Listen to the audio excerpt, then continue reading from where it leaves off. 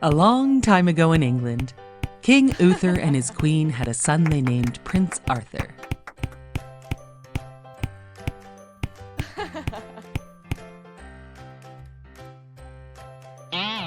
The queen sadly died when Prince Arthur was a small baby. So King Uther asked Merlin the wizard to raise his beloved Prince Arthur. Merlin took Prince Arthur to a nobleman's castle. Merlin had known the nobleman for many years, and he knew he had a son named Kay. Merlin did not reveal who Prince Arthur was to the nobleman in order to protect Prince Arthur's safety.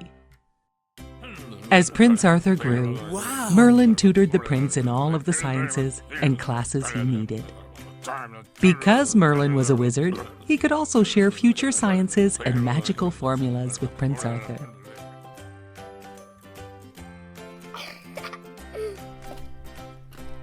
As the years passed, King Arthur's father, King Uther, grew old and died.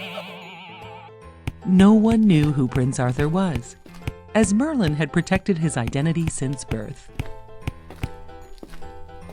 The nobleman asked Merlin, who should be the new king?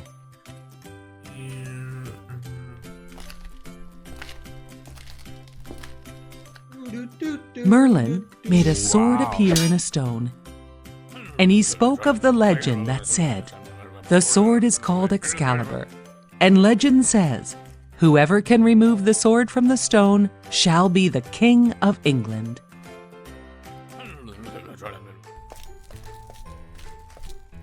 All the noblemen tried to remove the sword with all of their strength, but no one could even make it budge a little.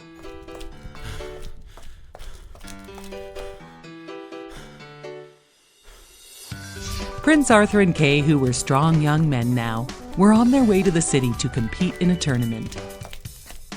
When they were getting close to the tournament time, Arthur realized they had forgotten Kay's sword, which he needed to compete in the tournament. Prince Arthur ran back to get the sword. He could not find the sword, so he ran back to tell Kay about this. As he was running back, he ran by the sword in the stone. Wow. Prince Arthur pulled on Excalibur the sword, and it came out of the stone.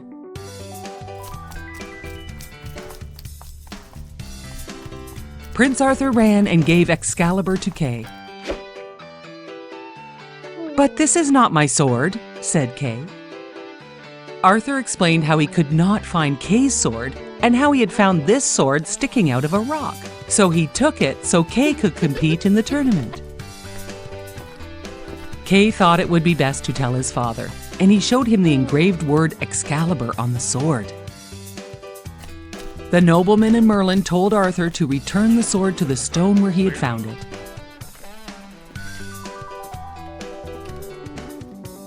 All the noblemen tried again to remove the sword, but not one of them could remove the sword.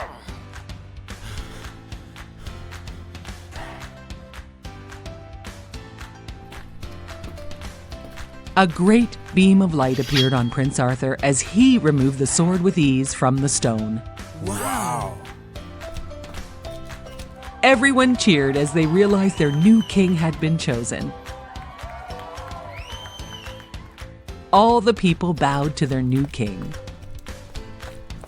Merlin now returned to his home, as King Arthur was now a king in his own castle. A short time later, Merlin had to return to help King Arthur. Some noblemen had created an uprising against King Arthur.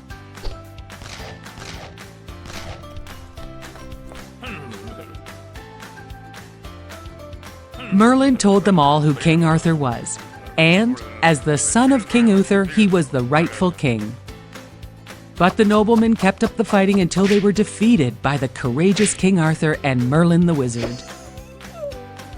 In order to maintain future peace, King Arthur created the Round Table, and he invited all the noblemen from all the kingdoms to sit at the table.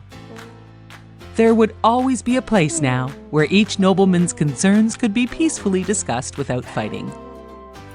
King Arthur married the beautiful Princess Geneva, who became his queen. After several years, Merlin told King Arthur he could continue to rule without his advice. "You are a generous and thoughtful king. Continue as you are, and you will be fondly remembered by all."